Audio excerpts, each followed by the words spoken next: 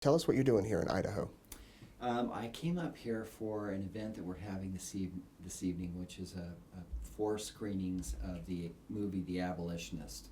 And this Abolitionist depicts modern day slavery, what is currently happening. Usually when an operation starts, we start working with the U.S. Embassy. We determine who are the vetted law enforcement agencies that we can trust outside.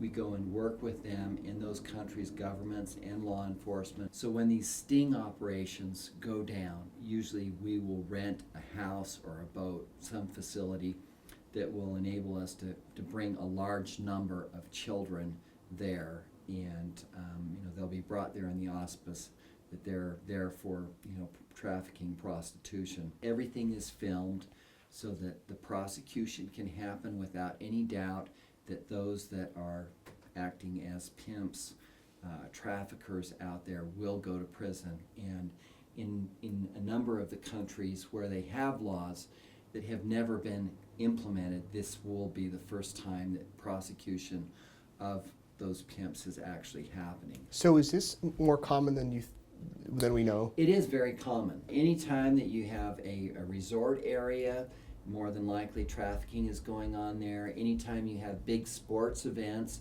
here in the United States, big football games, big basketball games, you can believe that there is going to be trafficking going on there. The younger they get, whether they are virgins or not, it brings a higher price, and they'll usually say that, and we encourage them to bring as young, and even those that aren't, because if we can rescue those that have not been sexually assaulted, how much better is their life for that? It has to be heartbreaking to see it on one hand, but then on the other hand to know that you're saving these children.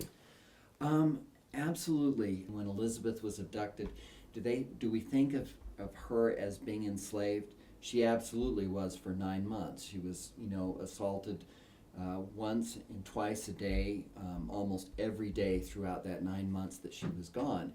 And the whole aspect of sexual abuse is something that, unless we talk about it, it's kind of that taboo, or it's that thing that people don't want to talk about because it's uncomfortable, it's ugly, it's something that we don't want to think is happening. It's kind of like I felt, so safe in my neighborhood at home that nobody would ever break into my house, that nobody would kidnap one of my children.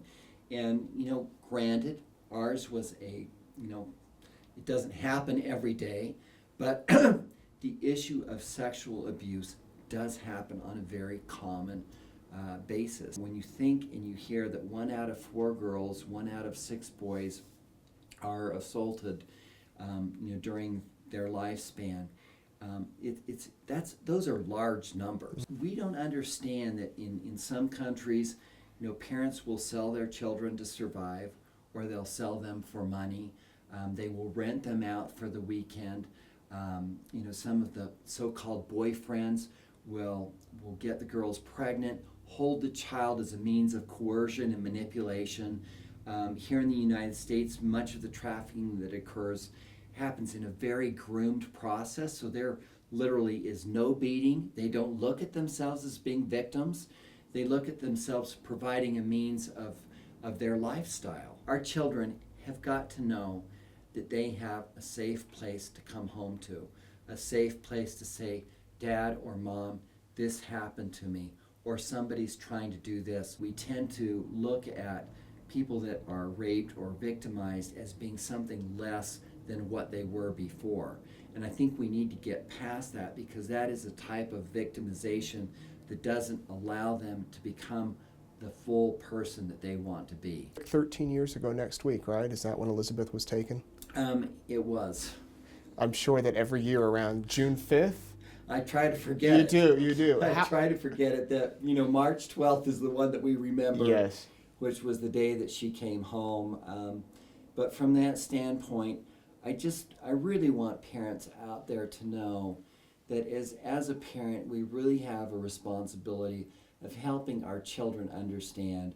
These are topics I remember, we don't want to scare our children. And I say, no, we don't want to scare them.